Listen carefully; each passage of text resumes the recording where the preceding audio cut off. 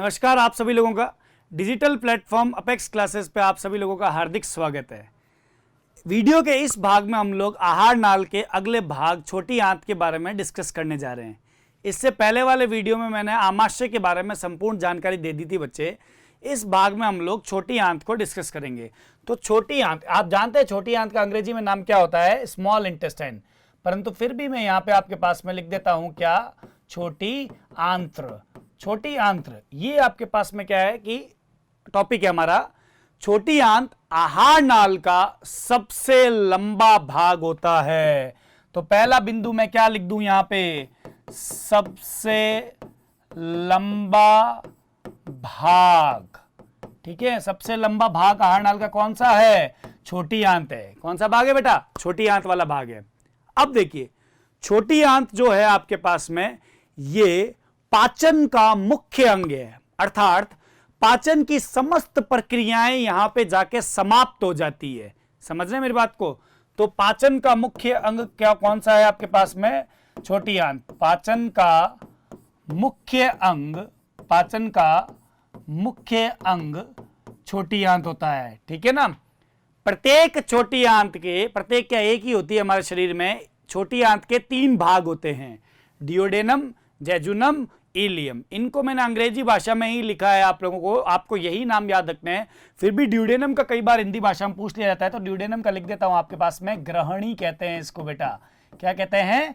ग्रहणी कहते हैं। समझ गए बेटा? ड्यूडेनम, जेजुनम, इलियम, ये 3 मुख्य भाग होते हैं इसके। अब इन मुख्य भागों को समझाने के लिए मैं आपको एक चित्र बताता हूं और उन चित्र के माध्यम से हम थोड़ा समझते हैं। ठीक है, तो देखिएगा आप लोग, इधर इस चित्र के माध्यम से हम लोग समझने का प्रयास करते हैं। सबसे पहले मैं आपको बता दूं, ये वाला भाग जो होगा वो आपके पास में ग्रास नली यानी ईसोफेगस का सबसे ऊपरी सिरा है, अग्र सिरा, और इसको निगल द्वार कहते हैं। क्या कहते हैं? निगल द्वार। और निगल द्वार मतलब हो गया आपके पास में क्या? गलेट। क्या हो जाता है इसको? क्या बोलते हैं? गलेट अंग्रेजी भाषा में। ये आपके पास में है, वो है ग्रसिका। क्या है? ग्रसिका, जिसको इंग्लिश भाषा में क्या कहते हैं? ईसोफेगस। ये क्या आ जाएगा? आमाशय। क्या जाएगा? आमाशय। और ये जो आपको नजर आ रहा है यहां पे, देखिएगा जरा, थोड़ा सा मैं इसको हाईलाइट कर देता हूं। ये वाला पोर्शन नजर आ रहा है, ये एक ग्रंथि है जिसका नाम क्या है? अग्नाशय ग्रंथि। कौन सी ग्रंथि है आपके पास में? ये अग्नाशय ग्रंथि। तो इसको हम क्या लिख दें यहां पे? अग्नाशय। ठीक है, क्या है ये? अग्नाशय आ जाएगा। अब यहां पे बच्चे जो ये पोर्शन नजर आ रहा है, जो ऑरेंज कलर से मैंने ड्रॉ किया है यहां पे आपके पास में, ये भाग है छोटी आंत का प्रथम भाग, जिसको अपन क्या कहते हैं? ड्यूडेनम। क्या कहते हैं बेटा?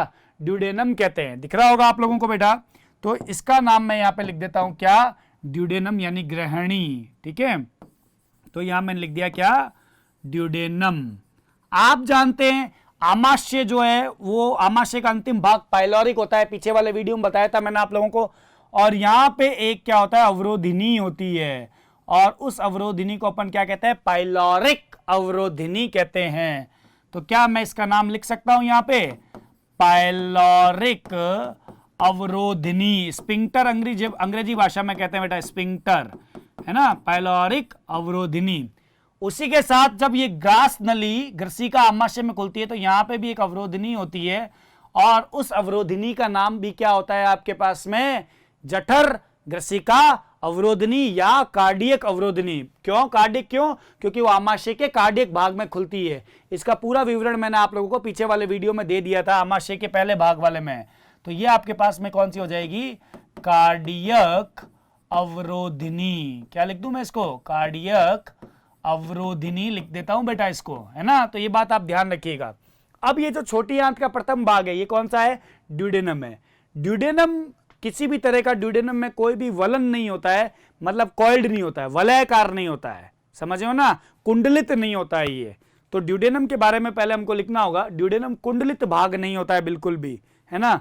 तो ड्यूडेनम के बारे में यहां पे लिखूंगा मैं आपके पास में। और छोटी आंत का ये सबसे छोटा भाग होता है।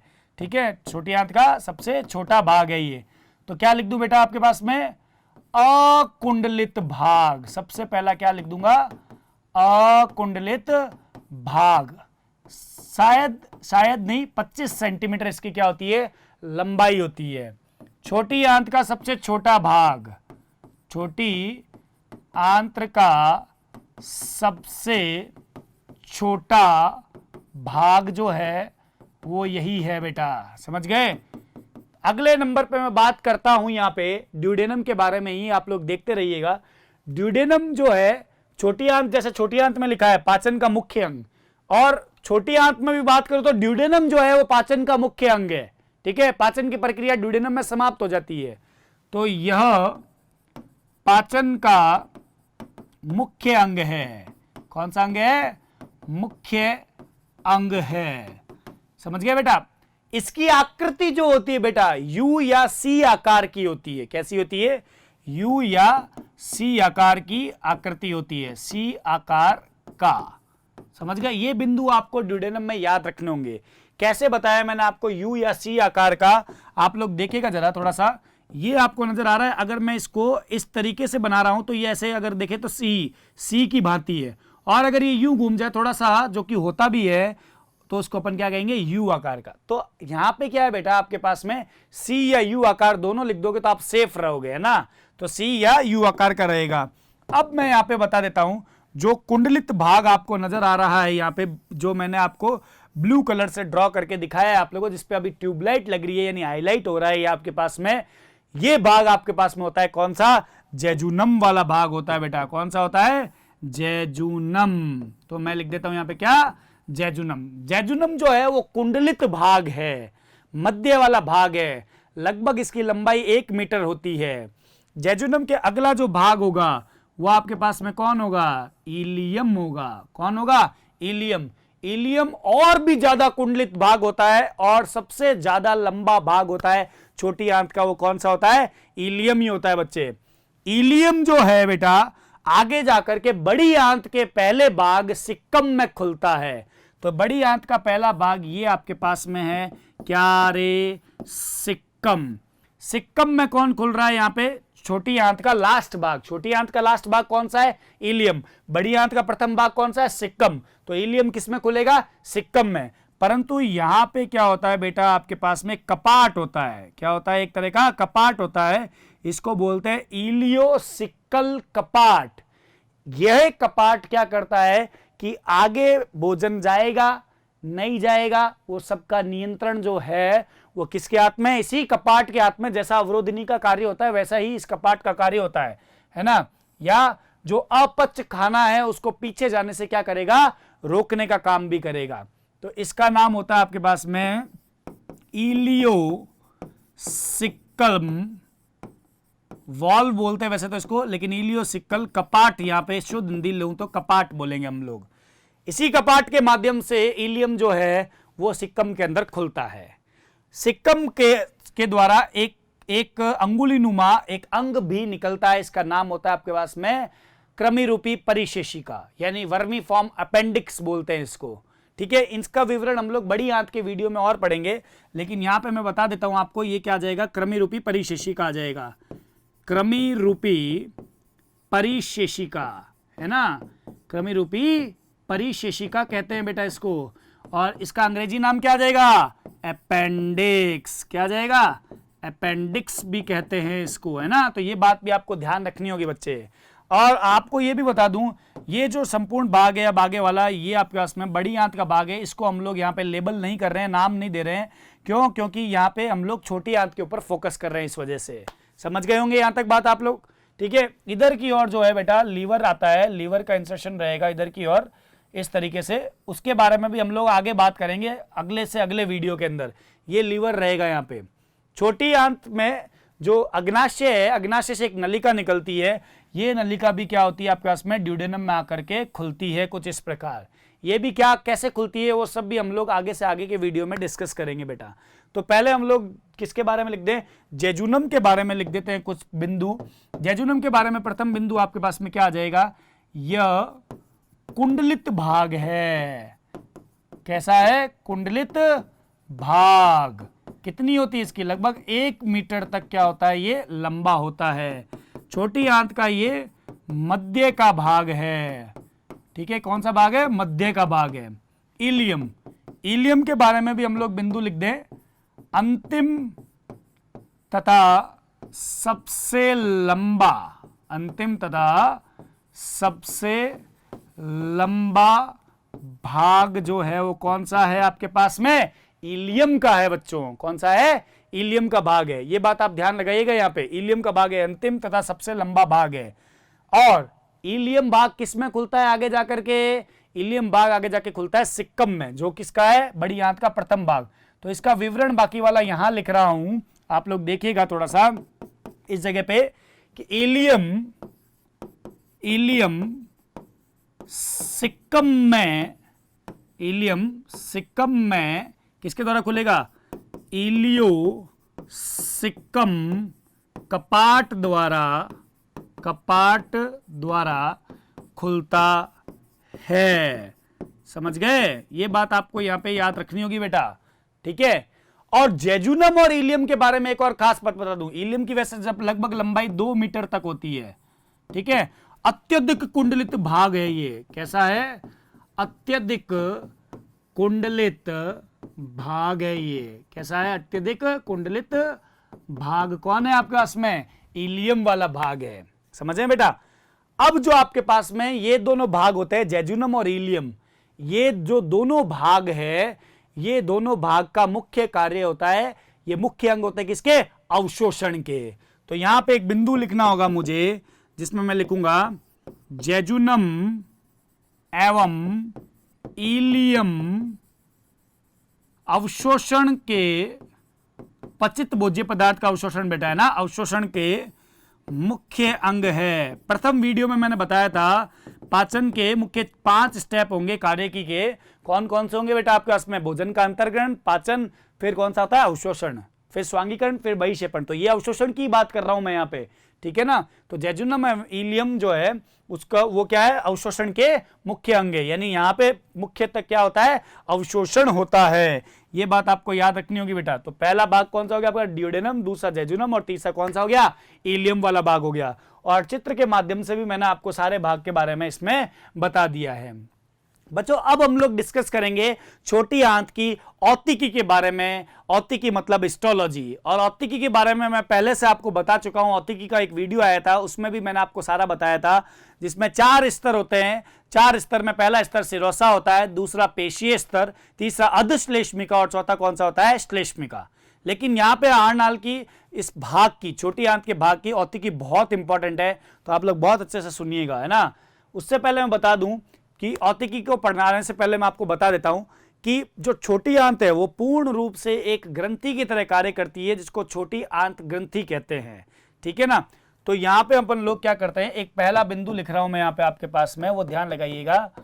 छोटी आंत्र एक ग्रंथि की भांति होती है, ग्रंथि के समान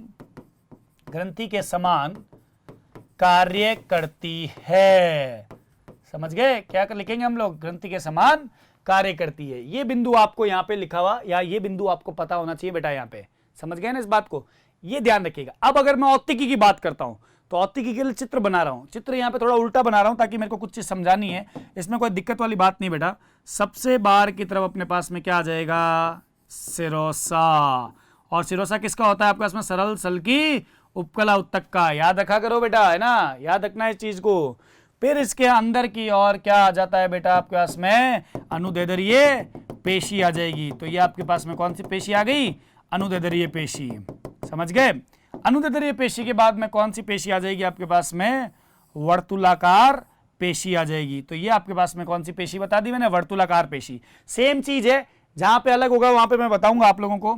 फिर आपके पास में आ जाएगा फिर से जो है अधश्लेष्मिका। क्या आ जाएगा आपके पास में? अधश्लेष्मिका। तो ये आपके पास में है अधश्लेष्मिका का भाग। और अंतिम भाग जो होता है बेटा, उसका नाम क्या होता है? श्लेष्मिका। और आपको पता हो, अगर नहीं भी पता है तो पीछे वाले वीडियो में जाके देखिएगा आप लोग। श्लेष्मिका यानी कि श्लेष्मा यानी कि म्यूकोसा के खुद के 4 स्तर होते हैं। जो अंतिम भाग होता है उसके खुद के भी 3 स्तर होते हैं। जो अंतिम भाग कौन सा है? म्यूकोसा। उसके स्वयं के 3 स्तर होते हैं। पहला स्तर होता है आपके पास में कौन सा, पेशीय स्तर, जिसमें अनुदैर्ध्य तथा वर्तुल पेशी आती है। दूसरा स्तर होता है लेमिना प्रोप्रिया का, जो एरियोलार संयोजी ऊतक से बनता है। और तीसरा जो होता है आपके पास में वो उपकला स्तर होता है, सरल स्तंभाकार उपकला स्तर, सरल ग्रंथिल स्तंभाकार उपकला स्तर कह सकते हैं हम लोग। तो मैं आपके पास में यहां पे सिर्फ और सिर्फ जो चीज बना रहा हूं वो उपकला स्तर बना रहा हूं। इसके उपकला स्तर में क्या होता है बेटा, बहुत सारे वलन पाए जाते हैं, कुछ इस प्रकार। आप लोग देखिएगा थोड़ा सा यहां पे कि इसके उपकला जो इसका जो उपकला स्तर है, उसके उपकला स्तर में क्या होता है बेटा, कुछ वलन पाए जाते हैं। और ये वलन को हम लोग कहते हैं आपके पास में अंगुलीनुमा प्रवर्ध, जिसका नाम होता है आपके पास में क्या रे, विलाय बोलेंगे। क्या बोलेंगे, विलाय बोलते हैं। अंगुलीनुमा प्रवर्ध याद रखना, सूक्ष्म वलन प्रवर्ध अंगुलीनुमा संरचना है। ये केवल और केवल मैंने श्लेष्मिका का उपकला स्तर बनाया है, जो स्वयं किससे निर्मित है आपके पास में, सरल स्तंभाकार उपकला कोशिकाओं से निर्मित है। पहले मैं इनका नाम लिखता हूं जिसके माध्यम से और पता लगे। इसको हम लोग क्या बोलेंगे, सिरोसा। अच्छा मैं हिंदी में लिख देता हूं इसको, ये क्या आ जाएगा आपके पास में, सिरोसा। ठीक है, यहां से यहां तक का आपके पास में कौन सा स्तर आ जाएगा, पेशीय स्तर, जिसमें अनुदैर्ध्य तथा कौन सी पेशी रहेगी आपके पास में, वर्तुल पेशी रहेगी, पेशीय स्तर। यहां से लेकर के यहां तक का स्तर आ जाएगा वो कौन सा होगा आपके पास में, अधश्लेष्मिका। क्या आ जाएगा, अधश्लेष्मिका। और यहां से लेकर के यहां तक का पूरा स्तर है वो आपके पास में क्या है, श्लेष्मिका, यानी कि म्यूकोसा। समझ रहे हो, म्यूकोसा में जो ये एक अंगुलीनुमा प्रवर्ध है, अगर आपको नहीं दिख रहा है तो आप गौर से देखिएगा, मैं आपको दिखा रहा हूं। ये वाला जो आपके पास में प्रवर्ध नजर आ रहा है यहां पे ये प्रवर्ध है। इस प्रवर्ध को हम लोग क्या कहते हैं, विलाय कहते हैं। क्या कहते हैं, विलाय, सूक्ष्म प्रवर्ध। ठीक है, जिसको क्या कहते हैं, विलाय कहते हैं।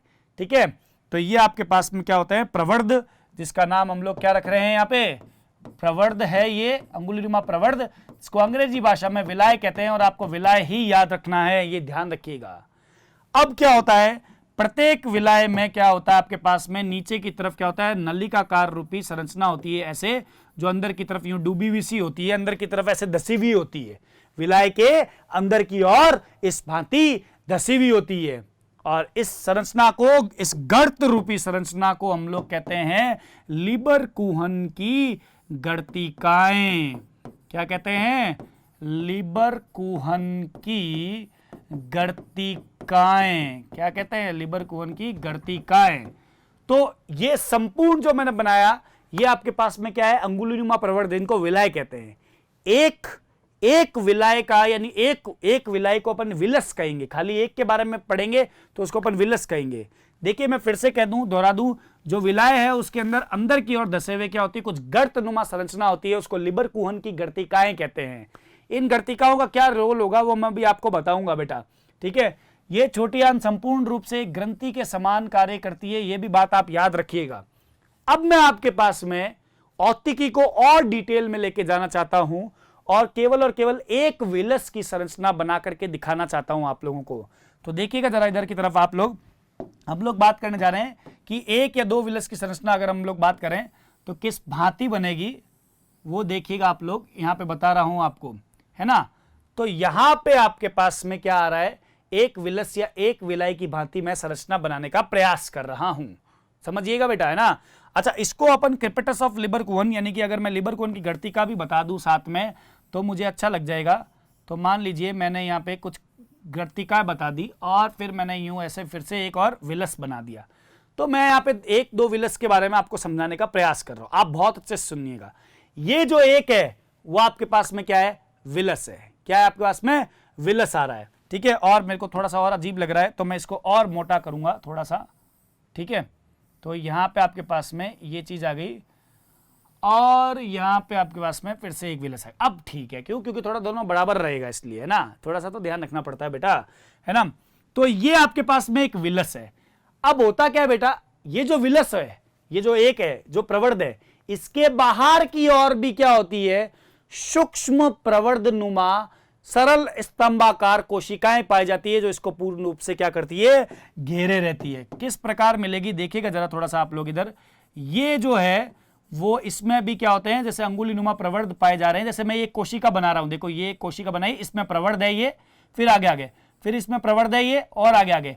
तो प्रत्येक विलस में क्या होती है आपके पास में, बहुत सारी, लाखों में क्या होती है आपके पास में, साइड में कोशिकाएं होती है। और ये कोशिकाएं कौन सी होती है, सरल स्तंभाकार कोशिकाएं होती है, और इसमें सूक्ष्म वलन पाए जाते हैं, और इन्हें कहते हैं सूक्ष्म प्रवर्ध। ये है बड़ा प्रवर्ध, और इसके अंदर क्या है आपके पास में, ये सूक्ष्म प्रवर्ध है।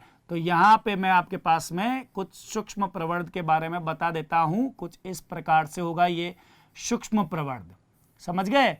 तो यहां तक मैं आपको बता रहा हूं, सब में होगा, उधर वाले में भी होगा।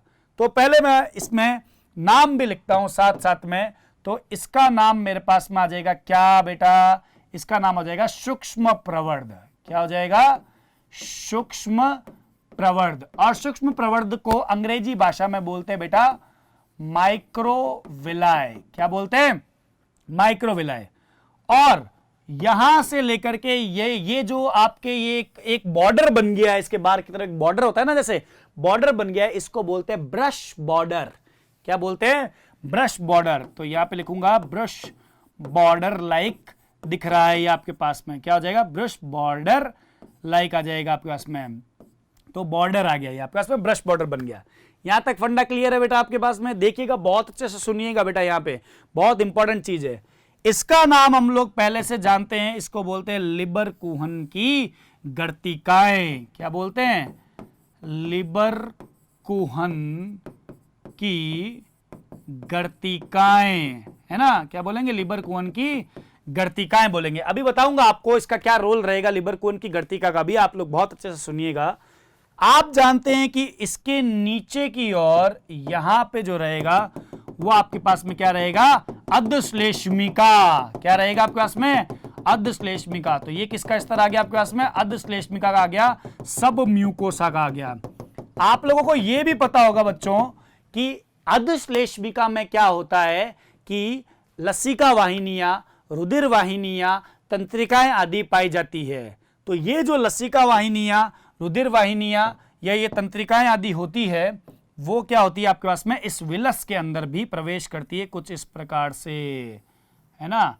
तो ये क्या हो जाएगा आपके पास में, ये विलस के अंदर भी प्रवेश कर जाएगी, है ना। तो ये बात आप ध्यान रखिएगा इस चीज में।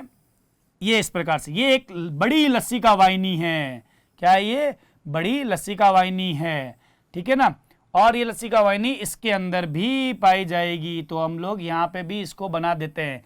ये स्टार्ट तो कहां से हो रही है बेटा, अधश्लेष्मिका में होती है, लेकिन ये घुसती कहां पे आपके पास में, विलस के अंदर घुस जाती है। कहां घुस जाती है, विलस के अंदर। देखिए इन सूक्ष्म प्रवर्धों का मुख्य कार्य ये रहता है कि ये सतह के क्षेत्रफल को बढ़ाती है, जिससे अवशोषण की दर बढ़े। और अवशोषण किसका, पचित भोज्य पदार्थ का। और पचित भोज्य पदार्थ का अवशोषण कहां होगा, जेजुनम और इलियम में। तो मुख्य रूप से ये जो विलाय और माइक्रोविलाय है वो जेजुनम और इलियम में बहुत ज्यादा डेवलप होती है, विकसित रहती है बेटा, ठीक है ना। इसके अतिरिक्त आपको पता है कि इसमें क्या होती है, कुछ रुधिर वाहिनियां भी होती है। तो अपन लोग कुछ रुधिर वाहिनियों को भी यहाँ पे ड्रॉ कर सकते हैं कुछ इस भांति। तो आप ये भी ध्यान रख सकते हैं, ये यहाँ पे क्या आ जाएगी आपके पास में, रुधिर वाहिनी, है ना। रुधिर वाहिनियां भी होती है, अधश्लेष्मिका में होती है, जो श्लेष्मिका के अंदर प्रवेश कर जाएगी। कहां प्रवेश कर जाएगी, श्लेष्मिका में। इसके अतिरिक्त इसमें आपके पास में क्या हो सकता है, तंत्रिका भी हो सकती है। तो तंत्रिका को भी हम लोग यहाँ पे एक ऐसे ड्रॉ कर देते हैं ताकि एक आइडिया लग जाएगा यहाँ पे आपके पास में। तो ये क्या आ जाएगी बेटा आपके पास में, यहाँ पे तंत्रिका, ठीक है, जो कहां पे घुसती है, विलस के अंदर घुस रही है। कहां पे घुस रही है बेटा, विलस में। अब अगर हम इसको नाम देना चाहें तो नाम क्या दें, इसको बोल देंगे हम लोग क्या रे, लसिका वाहिनी। इन सब का कार्य रहता है बेटा, आपको बताऊंगा आगे, है ना, चल करके। रुधिर अपन जब अवशोषण वाला वीडियो देखना आप लोग, जब बन जाएगा उसमें आप लोग देखिएगा, आपको पता लगेगा उसके बारे में। ये आपके पास में क्या है बेटा, रुधिर वाहिनी। क्या जाएगी, रुधिर वाहिनी। ये आपके पास में क्या आ जाएगी, तंत्रिका। क्या जाएगी, तंत्रिका आ जाएगी। ये स्तर यहां से लेकर के यहां तक किसका है, अधश्लेष्मिका का स्तर है। किसका स्तर है, अधश्लेष्मिका का स्तर है। तो ये पूर्ण रूप से जो चित्र मैंने बनाया है यहाँ पे, ये विलस का चित्र है। ये ग्रहणी की औतिकी बोलते हैं बेटा इसको। ये पूरा आपके पास में आ रहा है छोटी आंत के अंदर। आपको बता दूं कि जो ये माइक्रोविलाय है और जो ये मैंने विलस यहाँ पे लिखा नहीं, सॉरी, ये आपके पास में क्या होता है, विलस होता है, ठीक है। यानी विलाय जो है ये सतह के क्षेत्रफल को बढ़ाते हैं और सतह का क्षेत्रफल बढ़ने से ही क्या होता है, आपके पास में अवशोषण की दर बढ़ती है। तो यहां पे हम लोगों ने इसकी बात की है। अब मैं आपको यह बताना चाह रहा हूं बच्चों कि जो आंत की ग्रंथि है वो ग्रंथि किन दो चीजों से मिलकर बनेगी, है ना। आंत की जो ग्रंथि होती है वो किन दो चीजों से मिलकर बनती है उसके बारे में हम लोग बात करने जा रहे हैं, ठीक है। क्योंकि मैंने पहले वाले में बताया था ना कि एक आंत जो है, छोटी आंत, वो एक ग्रंथि की भांति कार्य करती है। तो ग्रंथि है तो इसका मतलब कुछ ना कुछ स्त्रावण तो होगा ही होगा, और ये जो स्त्रावण है वो किस प्रकार होगा इसके बारे में बात करनी है। तो यहां पे मेरे पास में क्या आएगा, आंत की ग्रंथि, किसकी ग्रंथि, आंत्र की ग्रंथि जो है वो आपके पास में क्या रहेगी, दो चीजों से मिलकर बनेगी, ठीक है। तो मैं यहां पे लिख देता हूं आंत्र की, यानी छोटी आंत की, बेटा किसकी, छोटी आंत की बात कर रहे हैं। छोटी आंत की ग्रंथि निम्न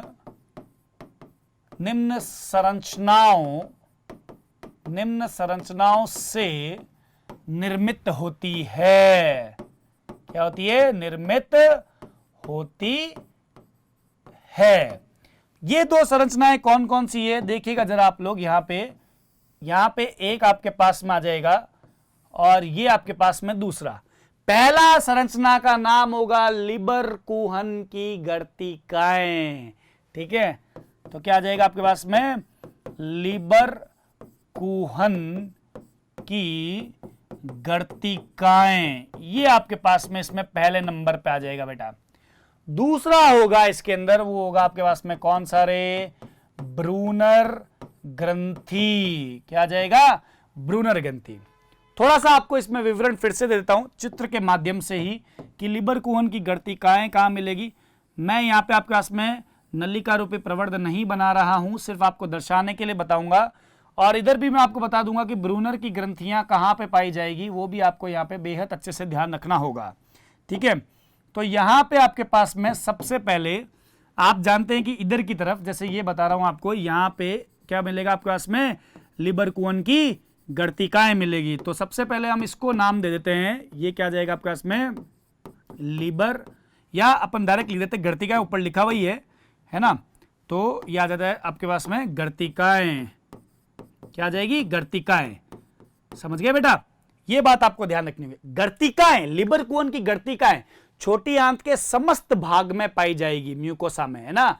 श्लेष्मिका के समस्त भाग में मिलेगी बेटा आपके पास में, ठीक है। ड्यूडेनम में भी, जेजुनम में भी और इलियम में भी।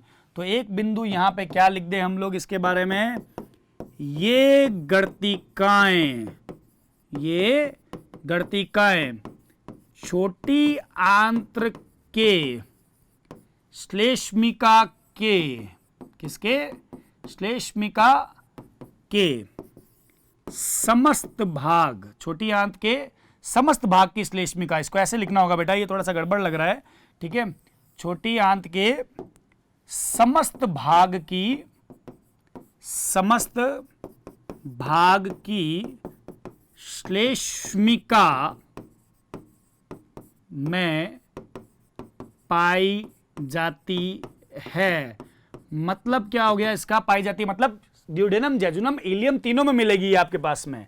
उसके अतिरिक्त ये क्या करती है, इस गर्तिकाओं में क्या होता है, कोशिकाएं पाई जाती है। क्या पाई जाती है, कोशिकाएं। और उन्हीं कोशिकाओं से क्या होता है, स्त्रावण होता है। और वही स्त्रावण क्या करेगा, आंतरीय रस का निर्माण करेगा, क्योंकि ग्रंथि है तो कुछ ना कुछ तो स्त्रावित होगा ही होगा, है ना। तो यहां पे मैं आपके पास में क्या लिख देता हूं, अगला बिंदु मैं लिख रहा हूं, यहां पे आप लोग ध्यान लगाइएगा। इस गर्तिका में कई कोशिकाएं पाई जाती है। क्या पाई जाती है, कई कोशिकाएं पाई जाती है जो आंतरीय रस का निर्माण करवाएगी। किसका, आंतरीय रस का निर्माण करती है। समझ गया बेटा, आंतरिक रस का निर्माण करती है, यह बात आपको ध्यान रखनी होगी। अब आते हैं ब्रूनर की ग्रंथि पे। ब्रूनर की ग्रंथि के नीचे आपको पता है क्या होता है, यहां पे आपके पास में अर्ध श्लेष्मिका, सॉरी श्लेष्मिका के नीचे क्या होता है बेटा आपके पास में? अधश्लेष्मिका। और आप जानते हो और मैं भी जानता हूं जो ब्रूनर की ग्रंथि है वो कहां होती है? अधश्लेष्मिका में होती है। सर हम तो नहीं जानते बेटा, मैं पहले से आपको एक औतिकी का वीडियो बता चुका हूं, उसमें भी बताया था मैंने आप लोगों को।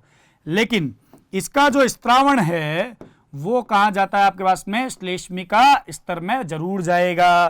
तो यहां पे सबसे पहले मैं इसका क्या नाम लिख दूं रे? ब्रूनर ग्रंथि। ये मैंने लिख दिया यहां पे ब्रूनर ग्रंथि। ये यहां से यहां तक का स्तर जो है वो आपके पास में किसका है? श्लेष्मिका का स्तर है। और यहां से यहां तक है जो किसका है? अधश्लेष्मिका का स्तर है। किसका है? अधश्लेष्मिका का स्तर है। तो ब्रूनर की ग्रंथि पाई कहां जाएगी? ब्रूनर की ग्रंथि केवल और केवल पाई जाती है अधश्लेष्मिका of jejunum and ileum, duodenum में नहीं मिलेगी। ये बात आपको बहुत अच्छे से याद रखनी होगी। यहां पे कान खोल के सुन लेना बेटा, यह ग्रंथि सिर्फ या सदैव जेजुनम व इलियम के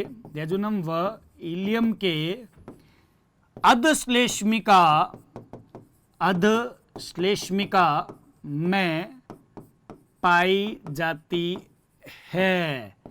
क्या होती है? पाई जाती है। यह बात आपको यहां पे ध्यान रखनी होगी बेटा, ठीक है। अब इस ग्रंथि का स्त्रावण क्या होता है और यह क्या स्त्रावित करती है उसके बारे में भी हम लोग बातचीत करते हैं। यह ग्रंथि है कौन सी? आंतरिक ग्रंथि है। आंतरिक ग्रंथि से क्या होगा आपके पास में? आंतरिक रस बनेगा।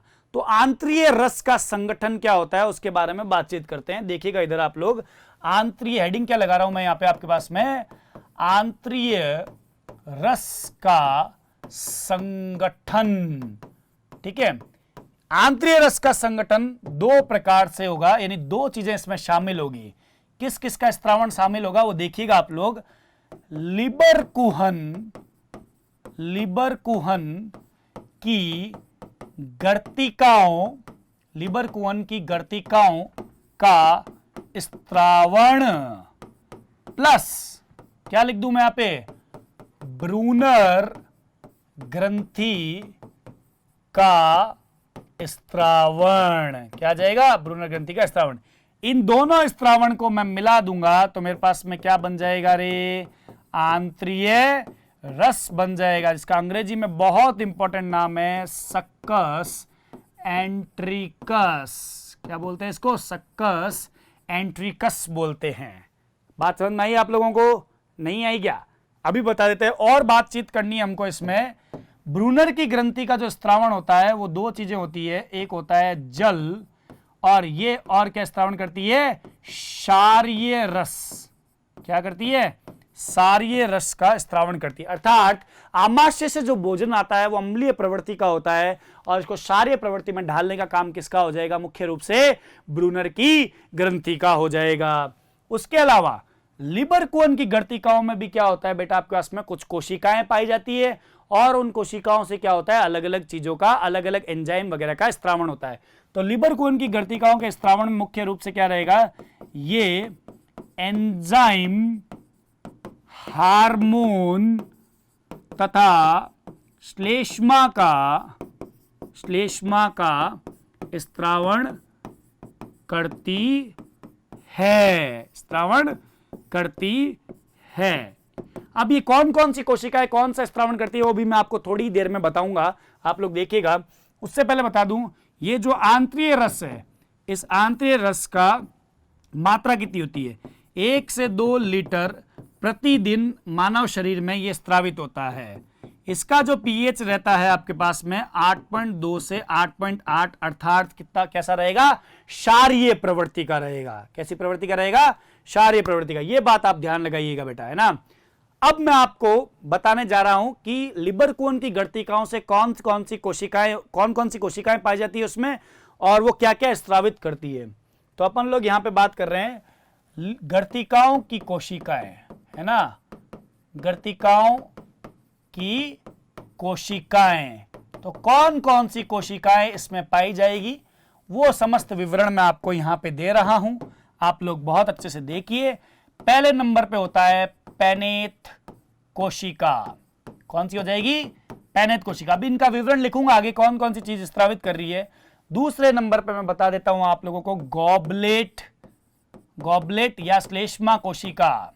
कौन सी आ जाएगी? गॉबलेट या श्लेष्मा कोशिका। 3 नंबर पे बता दूं, सेम है जो आमाशय में भी थी, अर्जेंटाफिन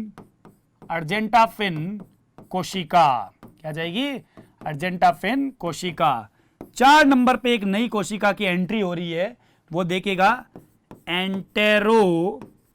क्रोमोफिन कोशिका। और अंतिम चरण पे जो कोशिका होती है वो होती है आपके पास में कौन सी? आधारीय कोशिका। क्या जाएगी? आधारीय कोशिका आ जाएगी। अब इनसे स्त्रावण किस किस का होता है वो देखिए। पैनेत कोशिका सदैव स्त्रावित करती है एंजाइम को। ठीक है, किसको स्त्रावित करेगी? एंजाइम्स को। समझ गए? एंजाइम्स को स्त्रावित। और कौन कौन से एंजाइम होंगे वो मैं जब आपको पाचक रस का संगठन बताऊंगा पूरा कंप्लीट, तो उसमें एंजाइम के नाम भी लिखूंगा बेटा। गॉबलेट की कोशिका हमेशा किसका स्त्रावण करती है? श्लेष्मा का। अर्जेंटाफिन कोशिका सीरोटिनिन को स्त्रावित करती है, जो मैं आमाशय के दूसरे भाग में बता चुका हूं। सीरोटिनिन का स्त्रावण करती है। सीरोटिनिन जो एक क्या होता है कि कॉन्स्ट्रिक्टर होता है, सिकोड़ने वाला होता है ना, बता चुका हूं मैं इसके बारे में, आप लोग देख लीजिएगा पीछे वाले आमाशय की वीडियो में, सेकंड वाले में। एंटेरोक्रोमोफिल कुछ लोकल हार्मोन का स्त्रावण करती है। ठीक है, और कौन कौन से हार्मोन होंगे ये भी हम लोग जानकारी लेंगे, एक हार्मोन का वीडियो आएगा उसमें देखिएगा। आधारीय कोशिका अन्य कोशिका की क्या करेगी? मरम्मत करती है। अन्य कोशिकाओं की मरम्मत करने का कार्य करती है। तो ये आपके पास में क्या हो गया? आंतरिक रस का संगठन है। अगर आपको पूछे आंतरिक रस का संगठन तो ये समस्त चीजें आएगी इसके अंदर, और साथ ही साथ में क्या आ जाएगा? जल और क्षारीय रस आएगा। बात समझ में आ गई ना आप लोगों को?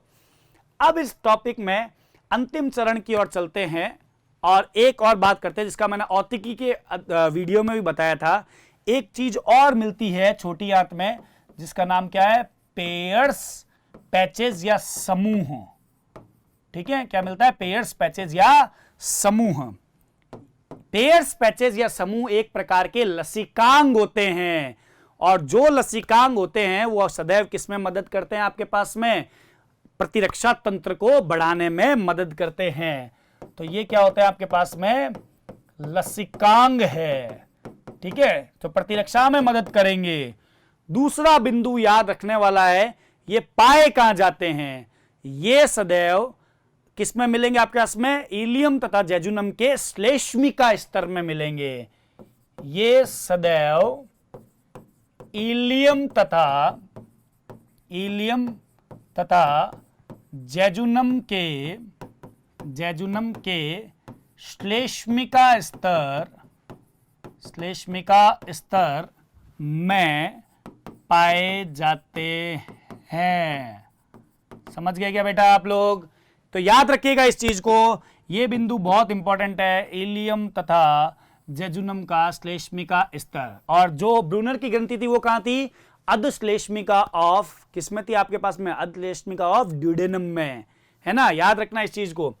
अब सबसे मेन बात, इसका कार्य क्या रहता है? देखिए, आपने डब्ल्यूबीसी का नाम सुना होगा। डब्ल्यूबीसी का एक प्रकार होता है बेटा लसिकाणु, या फिर आप ऐसे समझ लो लिम्फोसाइट। ठीक है, लिम्फोसाइट एक सेल होती है, इसको हिंदी में क्या कहते हैं? लसिकाणु। और ये 2 प्रकार की होती है, एक होती है बी लिम्फोसाइट, एक होती है टी लिम्फोसाइट। बी लिम्फोसाइट का कार्य होता है प्रतिरक्षा का निर्माण करना, क्या नाम है? प्रतिरक्षी, एंटीबॉडीज। ठीक है, प्रतिरक्षी यानी इसको क्या बोलते हैं अंग्रेजी में? एंटीबॉडीज का निर्माण करना। ठीक है, और टी लिम्फोसाइट का मुख्य कार्य होता है इसको एंटीबॉडी के निर्माण करने में मदद करना, सहायता करना। समझ रहे हो? तो यहां पे आपके पास में क्या बिंदु रहेगा वो देखिएगा आप लोग। इसको मैं यहां से हटा रहा हूं और इसके बारे में लिख रहा हूं। पेयर्स पैचेस जो होते हैं आपके पास में नजर आ रहे हैं, ये समूह बी लसिका अणु को विभेदित या विश्लेषित होने के लिए सूक्ष्म वातावरण प्रदान करता है जिससे आपकी शरीर की क्या होगी, आगे जाकर के प्रतिरक्षा बढ़ेगी। क्या बढ़ेगी? प्रतिरक्षा बढ़ेगी। तो ये बिंदु भी आपको यहां पे ध्यान रखना होगा। इसके अतिरिक्त पेयर्स समूह को एक अन्य नाम भी बोला जाता है जिसको बोलते हैं इंटेस्टाइनल टॉन्सिल, क्योंकि हम लोग टॉन्सिल जो है ग्रसनी में पढ़ के आए थे, वो भी एक लसिकांग थे। इसको बोलते हैं आंतरीय टॉन्सिल भी कहते हैं, इसे आंतरीय टॉन्सिल भी कहते हैं। तो ये बात आपको यहां पे याद रखनी होगी बेटा, समझ गए इस बात को?